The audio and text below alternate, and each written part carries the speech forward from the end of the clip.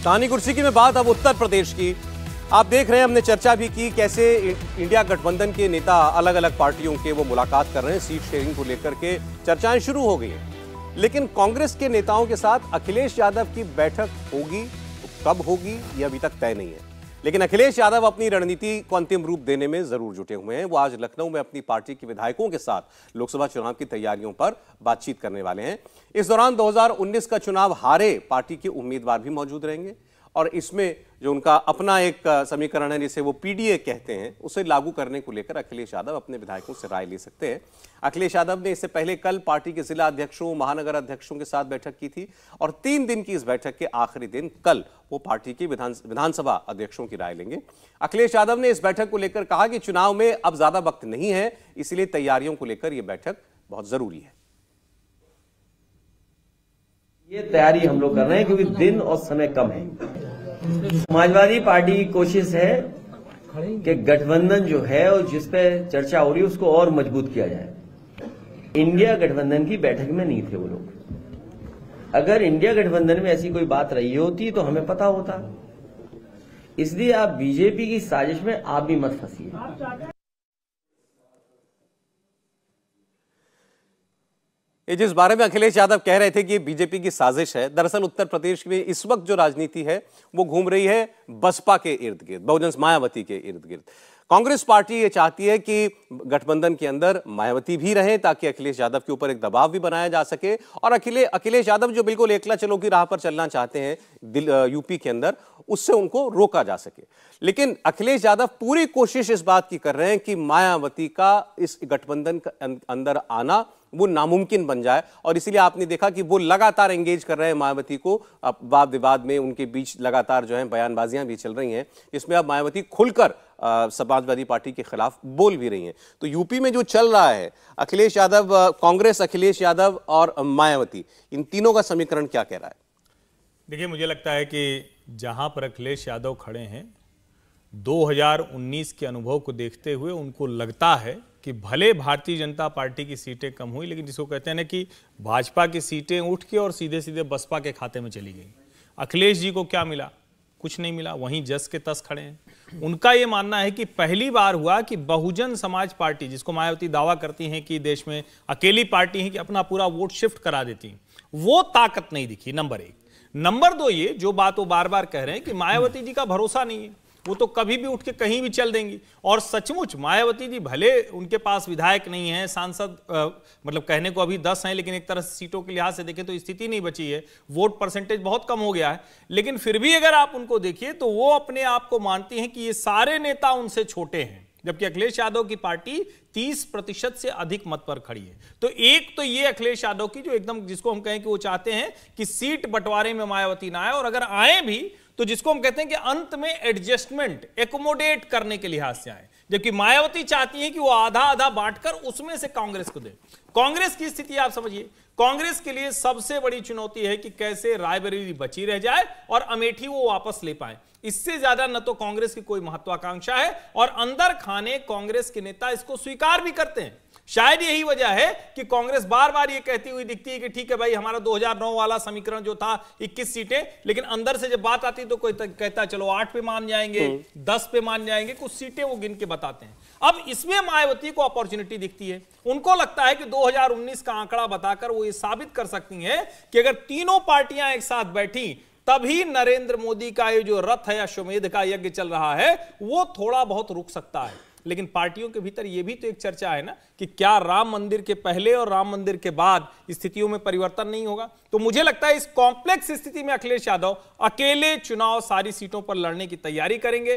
Congress party को अंत में कुछ सीटें दे देंगे और जयंत को सीटें दे देंगे। अंतिम में यही होगा और बसपा की सीट वो एकदम अलग होगी, वो अलग से ही चुनाव लड़ती हुई। मैंने कुछ लोगों को पढ़ा, उनकी ये भी राय थी कि ये एक किस्म का प्लान बी है जिस पर कांग्रेस काम करना चाहती है कि अगर अखिलेश यादव बहुत ज्यादा सीटें नहीं देते हैं तो भाई मायावती, एक तो अगर मायावती गठबंधन में आ जाएं तो थोड़ा सा चेक में रहेंगे अखिलेश यादव भी, और अगर बिल्कुल ही परिस्थिति अलग हो जाए तो फिर मायावती के साथ मिलकर चुनाव कांग्रेस पार्टी चुनाव में जा सकती है, ऐसा भी कुछ लोगों ने लेकिन कहा। उससे कांग्रेस को कोई लाभ नहीं होगा ना, क्योंकि आप 10-12% में 6-7% जोड़ दीजिए तो खड़े कहां होंगे। लेकिन यहां तो 30-32 में 10 जोड़ते हैं और उसके बाद खड़े, तो तब न जाके आप 45, क्योंकि भारतीय जनता पार्टी 49.56 यानी करीब करीब 50% मत पर खड़ी है। और जो अभी ये होने जा रहा है 22 जनवरी तक और 26 जनवरी से अगले 2 महीने तक, 3 महीने तक, जो हर कॉन्स्टिट्यूंसी से, मतलब देश भर से तो लोग जाएंगे ही जाएंगे, हर कॉन्स्टिट्यूंसी से जो राष्ट्रीय स्वयंसेवक संघ, भारतीय जनता पार्टी, सरकार के तौर पर पूरी मशीनरी जो लगेगी, उसके बाद ये कितना काम आएगा। तो मुझे लगता है ये वाला लेकिन फिर कांग्रेस इतनी आतुर क्यों है मायावती को साथ लाने के लिए? दरअसल कांग्रेस को यह लगता है, जिसको कई बार हम कहते हैं ना कि एकदम से उनको लगता है कि राजनीति भारत की ऐसी है कि उसमें एक विकल्प के तौर पर देखेंगे, और वो कई बार ये समझते हैं कि जो कर्नाटक और तेलंगाना में हुआ उसका कुछ प्रभाव हमें कुछ महत्वपूर्ण सीटों पर मिल सकता है, और वहां बसपा के साथ कांग्रेस खड़ी होगी तो वो अपने सेकुलर वोट्स को, अगर स्पेसिफिक कहें तो मुस्लिम वोटर्स को ये बता सकते हैं कि भाई देखो इन सीटों पर हम लड़ रहे हैं भारतीय जनता पार्टी से, इसलिए हमारे साथ आ जाइए। और अगर ऐसा होता हुआ दिखता है, क्योंकि कांग्रेस और बहुजन समाज पार्टी के नेता ये भी कहते दिखते हैं कि यादव मतदाता बड़ी संख्या में 2019 की ही तरह 2024 के लोकसभा चुनाव में भारतीय जनता पार्टी को वोट कर सकता है। राम मंदिर, डॉक्टर मोहन यादव, ये दोनों बड़ी, जिसको कहते हैं ना, ट्रिगर पॉइंट हो सकते हैं। जी राहुल जी, मेरा जो असेसमेंट इसमें है वो ये है कि कांग्रेस जो है 2 कारणों से बसपा को चाहती है। एक कारण आपने बताया ताकि अखिलेश पे चेक रखे, दूसरा कारण ये है कि कांग्रेस का पूरा जो गणित है वो ये उनको बताता है कि अगर यादव, मुस्लिम और जो दलित वोट है, क्योंकि दलित वोट जो है वो बीएसपी और कांग्रेस में बंटता है, तो अगर वो एक साथ होता है तो एक बड़ी चुनौती जो है बीजेपी के सामने होगी अगर हम जातीय समीकरण को देखेंगे। तो ये कारण है। लेकिन दूसरी तरफ अखिलेश यादव की प्रॉब्लम ये है कि बसपा जब लड़ती है तो वो मुस्लिम कैंडिडेट्स भी खड़ी करती है, जिससे मुस्लिम कैंडिडेट्स जो हैं कटते हैं आपस में। तो कहीं ना कहीं समाजवादी पार्टी को ये लगता है कि बसपा को अगर दूर रखेंगे तो जो मुस्लिम वोट बैंक है वो पूरा का पूरा उनके साथ रहेगा, और कांग्रेस अगर साथ आएगी तो उनके साथ भी मुस्लिम वोट बैंक आएगा। तो ये उनकी अपनी कैलकुलेशन है। अब अखिलेश यादव की समस्याएं बहुत ज़्यादा हैं। अखिलेश यादव को देखिए, अभी जो रिसेंटली है कि उन्हें राम मंदिर की तरफ से जो है इन्विटेशन मिल गया है, तो उस पर क्या वो करेंगे। वो कह चुके हैं कि अगर बुलावा आएगा तो अब बुलावा आ गया है तो वो क्या जाएंगे, उससे उनके मुस्लिम वोट बैंक पे क्या असर पड़ेगा। दूसरा उनकी ये समस्या है कि वो बसपा को अगर दूर रखते हैं तो एक कॉम्बिनेशन जो बनना है, जो कांग्रेस, बीएसपी और एसपी, जो कि एक बहुत जो मजबूत कॉम्बिनेशन है, वो कहीं ना कहीं बन नहीं पाएगा। तो ऐसे में अगर ये कॉम्बिनेशन नहीं बनता है, जो कांग्रेस समझ रही है, शायद समाजवादी पार्टी अपनी राजनीति के कारण नहीं समझ रही है, तो मुश्किलें जो है बीजेपी इस गठबंधन को उत्तर प्रदेश में आने वाली है, और बीजेपी के लिए राह काफ़ी आसान होगी। जी समीर जी, गुजरात प्रधानमंत्री नरेंद्र मोदी और अमित शाह ने भी उत्तर प्रदेश के नेताओं से बात कही है कि उत्तर प्रदेश को हमें गुजरात बनाना है। गुजरात में हम 62% वोट पे टिके हुए हैं, 50% पे हम पहुंच चुके उत्तर प्रदेश के अंदर, और लोकसभा चुनाव के अंदर हमें वहां पर कम से कम 8 से 10% वोट बढ़ाना है।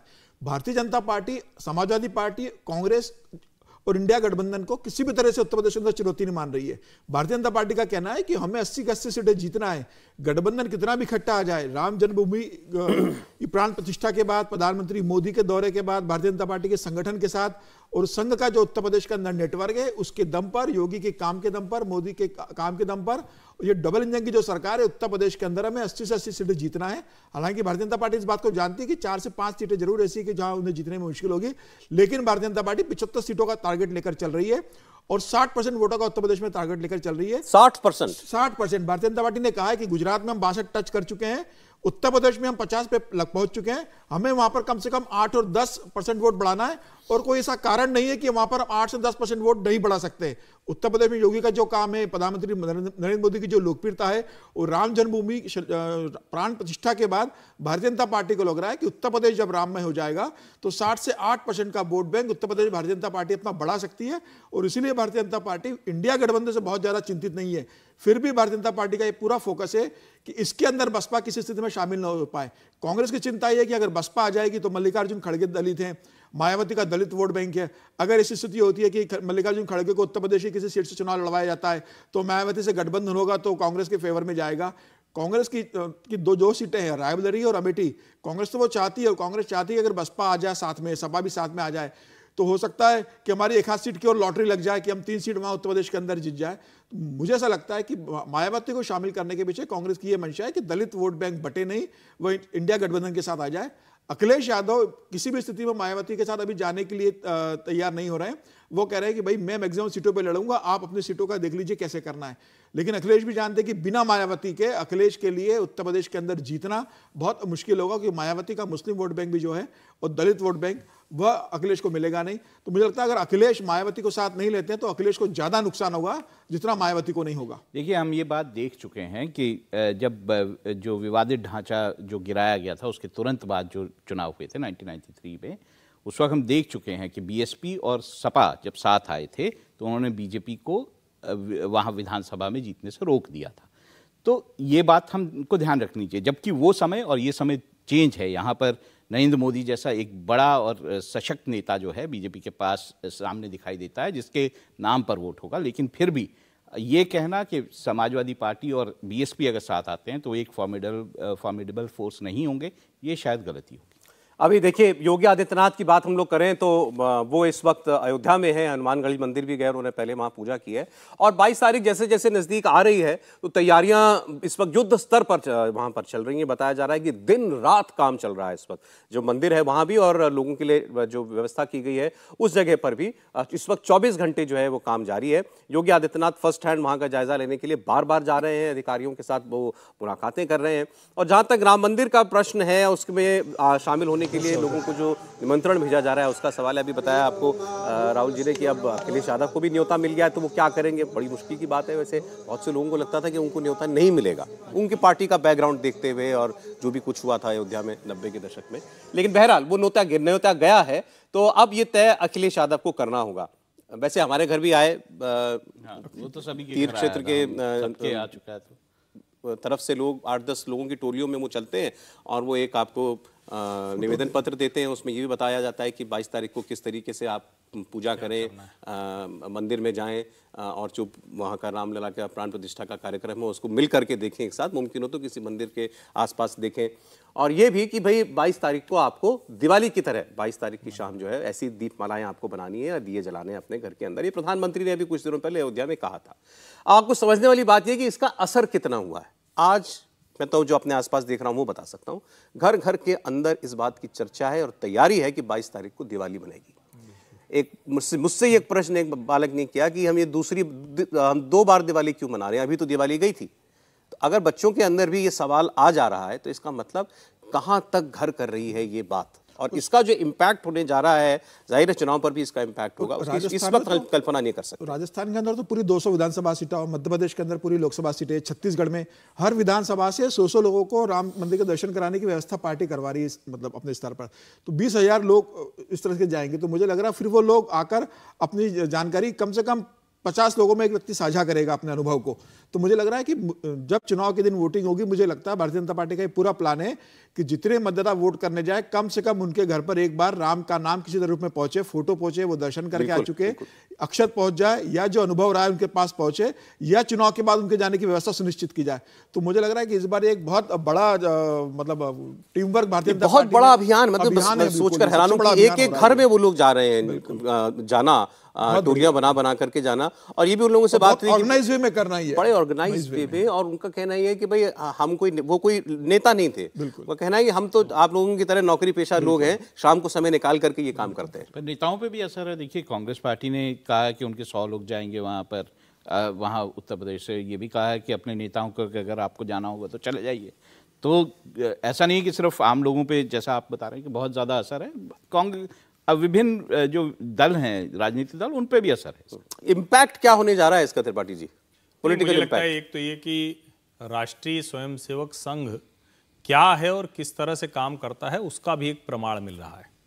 और राष्ट्रीय स्वयंसेवक संघ ने जब ये योजना बनाई तो उन्होंने एक बात बहुत स्पष्ट कही कि हम ये मानते हैं कि राम सबके हैं, कोई राजनीतिक वजहों से, कोई किसी वजहों से, कभी राम मंदिर का विरोधी भी रहा हो, आज भी विरोध कर रहा हो, लेकिन उसके बावजूद हमें सबके राम ही कहना है। कोई राम का नहीं है, राम किसी के नहीं है, राम किसी पार्टी की जागीर नहीं है, किसी संगठन की जागीर नहीं है, ये बहुत स्पष्ट तौर पर बताया गया है।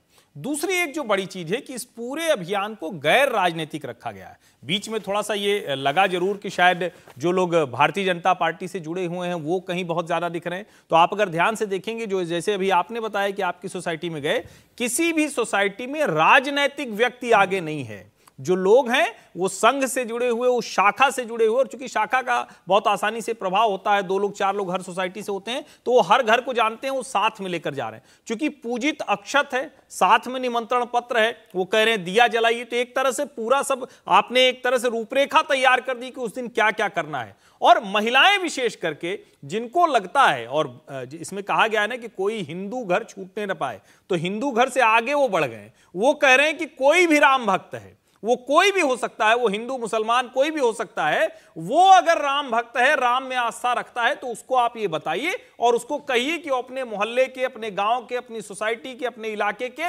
मंदिर में एलईडी स्क्रीन लगवाए, वहां बैठकर उस दिन उसका टेलीकास्ट लाइव देखे और उसके साथ साथ दिया जलाए, पूजा करे। कोई अलग तरीके से कोई सुंदरकांड कर रहा होगा, कोई रामचरितमानस कर रहा होगा, पूरे देश में एक साथ ये करेंगे। और उसके आगे क्या है, एक तो भारतीय जनता पार्टी अलग अलग कॉन्स्टिट्यूंसी से लोगों को लेकर जाएगी, राष्ट्रीय स्वयंसेवक संघ अपने सभी 45 प्रांतों से, जो जिसको हम कहते हैं ना कि संघ की जो कार्य पद्धति है, उसके लिहाज से लोगों को ले जाएंगे। और उसमें बड़ा जोर दक्षिण भारत का है। दक्षिण भारत के जितने राज्य हैं उनके साथ, उन भाषाओं के साथ, यहां की भाषा यानी हिंदी और दूसरी भारतीय भाषाओं के साथ बताने वाले लोग होंगे। राम मंदिर में उस प्रांत का, उस राज्य का क्या योगदान रहा है राम मंदिर आंदोलन में, कैसे वहां के लोग शामिल हुए थे, उस वक्त के किस्से कहानियां तैयार किए जा रहे हैं, वो छोटे छोटे वीडियो के तौर पर उनको पहुंचाए जा रहे हैं। वहां की जो प्रांत की टीम है वो नीचे बता रही है और वो सारी उस यात्रा के दौरान उनको सुनाई जाएगी। इतने बड़े लेवल की तैयारी है,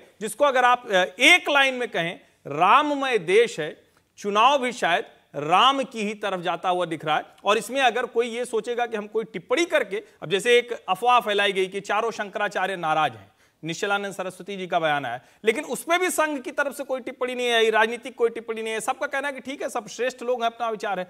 लेकिन श्रृंगेरी पीठ ने बाकायदा एक स्पष्टीकरण जारी किया है कि हम तो दीपावली से लेकर प्राण प्रतिष्ठा तक कह रहे हैं कि तारक मंत्र का जाप कीजिए, दीपावली मनाइए, और ये हमारे शंकराचार्य जी कह रहे हैं। तो इस तरह अफवाहों के दौर में ये सारी चीजें हो रही हैं, तो कई बार अफवाहों की वजह से बहुत स्पष्टता भी आ जाती है, और वो स्पष्टता निश्चित तौर पर राजनीतिक तौर पर लाभ देती है, कोई माने या ना माने। देखिए, एक और बात मैं आपको खबर के तौर पर मैं आपको एक बात बता रहा हूं, और इससे आपको पता चलेगा कि ये जो राम मंदिर का सारा कार्यक्रम हो रहा है, इसके पीछे भावना कैसे प्रधान रखी गई है। ये कैबिनेट की बैठक में प्रधानमंत्री मोदी ने ये कहा कि बताया जा रहा है कि जो भी कार्यक्रम हो रहा है, और हमारी पार्टी के जितने भी बड़े नेता हैं, कार्यकर्ता हैं, उन तक ये मैसेज पहुंचना चाहिए कि राम मंदिर जो विषय है ये आस्था का विषय है। इस पर बोलें तो आस्था की बात करें, अग्रेशन ना दिखाएं, ना दिखे, बिल्कुल अग्रेसिव नहीं दिखना है हमको, या किसी दूसरे को नीचा दिखाने की भावना बिल्कुल नहीं होनी चाहिए। बिल्कुल आस्था को प्रधान रखते हुए बात करें, जो भी करनी है, इससे ज्यादा कुछ नहीं। तो ताकि ये जो माहौल है कम से कम जो बना हुआ है देश के अंदर, वो वैसा ही वो श्रद्धापूर्वक पूर्ण माहौल बना रहे। इसमें कहीं ऐसा ना हो कि आप किसी के साथ वाद विवाद में पड़ जाएं। देखिए, बीजेपी शुरू से ही कहती है, ये अगर आप बीजेपी की राजनीति को फॉलो करते रहें तो बीजेपी शुरू से कहती है कि राम हमारी आस्था का जो है वो केंद्र है। अब बीजेपी ने क्योंकि अपने मैनिफेस्टो में इसको शामिल कर लिया, राम मंदिर को बनाने के मामले को, इसलिए आप ये जो है राजनीति इसमें आ गई। लेकिन अगर आप बीजेपी के नेताओं से भी बात करें, जो सारे लोग हैं, वो भी राम मंदिर को आस्था का प्रश्न मानते हैं, और उनको ये लगता था, उनको कोर में ये लगता है कि जो है वहाँ पे राम मंदिर बनना चाहिए था, जो आज पूरा हो रहा है। तो ऐसे में बीजेपी का एक आंदोलन रहा है इसको लेकर, बनाने को लेकर, तो इसीलिए बीजेपी, आप उसमें राजनीति कहीं ना कहीं दिखाई देती है। लेकिन जब ये सारी अर्चना पूजा और ये सब कुछ होगा तो आपको विभिन्न रिप्रेजेंटेशन दिखेंगे विभिन्न जगहों से आने वाले, और मुझे लगता है कि बहुत सारे ऐसे लोग दिखेंगे जो जिन्होंने कभी ना कभी राम मंदिर का विरोध किया होगा, वो भी इसमें शामिल है। मैं अभी आपने बात कही, मेरे फोन में तस्वीर आ गई है, टीवी पर भी मैं जल्दी दिखाते हैं। अभी समाजवादी पार्टी के दफ्तर के बाहर अखिलेश यादव की तस्वीर के साथ पोस्टर लग गया है कि आ रहे हैं हमारे आराध्य प्रभु श्री राम। समाजवादी पार्टी के दफ्तर के बाहर बड़ा सा पोस्टर लग गया है। तो वो लोग जिन्होंने एक वक्त में गोली चलवाई थी, वो आज जो है वो अगर इस तरह की आस्था रखते हैं, तो देखिए कितना फर्क है पूरे माहौल में। तो ये एक पॉजिटिव माहौल बनाने की ज़रूरत है यहाँ पे, और जो कि बनाया जा रहा है बीजेपी की तरफ से भी और संघ की तरफ से भी एक पॉजिटिव माहौल। अब देखिए ये भी कोशिश की जा रही है कि मुस्लिम समुदाय को इससे जोड़ा जाए। ये वो तस्वीर है जिसकी मैं बात कर रहा था। सपा दफ्तर लखनऊ में मऊ के बाहर ये फोटो लगाई है कार्यकर्ताओं ने। मुझे लगता है कि इसमें कोई आश्चर्य नहीं होना चाहिए। अगर आप राम मंदिर बन रहा है, आपने ठीक है लड़ाई लड़ी, आपने कितने उल्टे सीधे, अब तो कम से कम ना करिए ऐसा। और राम मंदिर बन रहा है तो ये किसी की मतलब इसको बार बार कहने की आवश्यकता नहीं होनी चाहिए कि राम मंदिर है किसी भारतीय जनता पार्टी का या किसी संगठन का या किसी व्यक्ति का थोड़ी ना है। और राम की जब हम बात करते हैं तो जैसे हमारे घर में राम है वैसे ही वो राम है, बस फर्क ये है कि वो रामलला विराजमान का जन्म स्थान है, हम सब की आस्था वहां अयोध्या से जुड़ी हुई है, तो उसमें समाजवादी पार्टी को भी आना चाहिए। ठीक है, कल को जो भी उनकी भावना रही हो, राजनीतिक तौर पर आप लड़िए भारतीय जनता पार्टी से, लेकिन राम मंदिर का विरोध करते दिखेंगे तो अच्छा नहीं। तो हो सकता है कोई उत्साही कार्यकर्ता लगाया हो या जिसको कहें कि कुछ लोग लगा रहेगा या नहीं, ये अब इस पर हमको नजर रखनी पड़ेगी। को मालूम है कि वृंदावन में रहना है तो राधे राधे कहना होगा, यूपी में रह के वो राम का विरोध कैसे कर सकते। और वैसे भी समाजवादी पार्टी का बड़ा वो बैंक तो यादव रहा ही है, और यादव कैसे मतलब समाजवादी पार्टी का वोट, इतना बड़ा वोट बैंक होने के बाद अखिलेश यादव राम का विरोध करके उत्तर प्रदेश में राजनीति कर पाएंगे? इकबाल अंसारी से ज्यादा तो किसी को नहीं ना, वो तो बेचारे लड़ रहे थे बाबरी के लिए, वो अब आ रहे हैं, उनसे ज्यादा कौन होगा।